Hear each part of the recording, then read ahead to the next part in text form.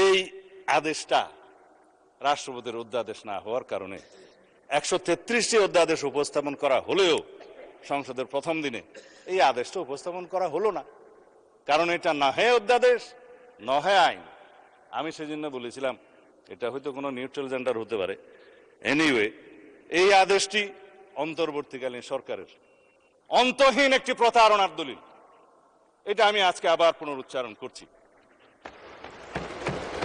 এই আদেশের 10 ধারা অনুযায়ী সংবিধান সংস্কার পরিষদের যে অধিবেশন আহ্বান করার কথা আমাদের মাননীয় বিরোধী দলীয় নেতা উত্থাপন করেছেন, সেইটা ফ্যাক্ট ইস্যু সম্পর্কে আমি আজকে বলে ফেললাম। এখন রাষ্ট্রপতি যে রাষ্ট্রপতি 72 অনুচ্ছেদ অনুসারে যে সংবিধানের নির্দেশ বিধান অনুসারে প্রধানমন্ত্রীর লিখিত পরামর্শ অনুযায়ী এই মহান জাতীয় সংসদের অধিবেশন আহ্বান করেছেন, স্থান এবং সময় নির্ধারণ করেছেন, সেটাও বলেছি।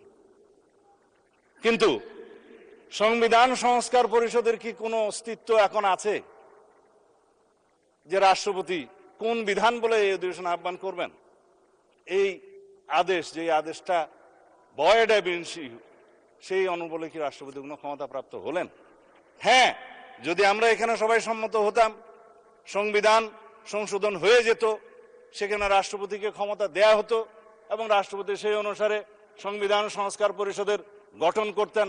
সংবিধানে আসতো, ফর্ম আসতো তৃতীয় তফসিলে 148-এর বিধান অনুসারে, সেই ফর্ম অনুসারে যিনি শপথ পরিচালনা করতে পারতেন তিনি, তার নির্ধারণ হতো, সেটি স্পিকার হোক, রাষ্ট্রপতি হোক বা প্রধান নির্বাচন কমিশনার হোক, তারপরে সেই প্রশ্ন আসতে পারত।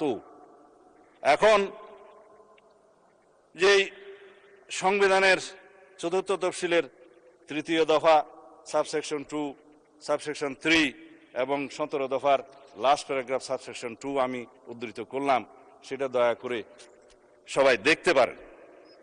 এখন কথা হলো, মাননীয় স্পিকার, এই আদেশটার অনুবলে আমরা যেটা এখানে দাবি করছি সেটা তো একটা অবৈধ আদেশ, ভয়েড অ্যাব ইনিশিও।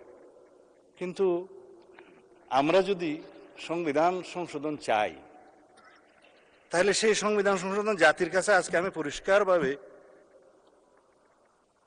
প্রকাশ করতে চাই।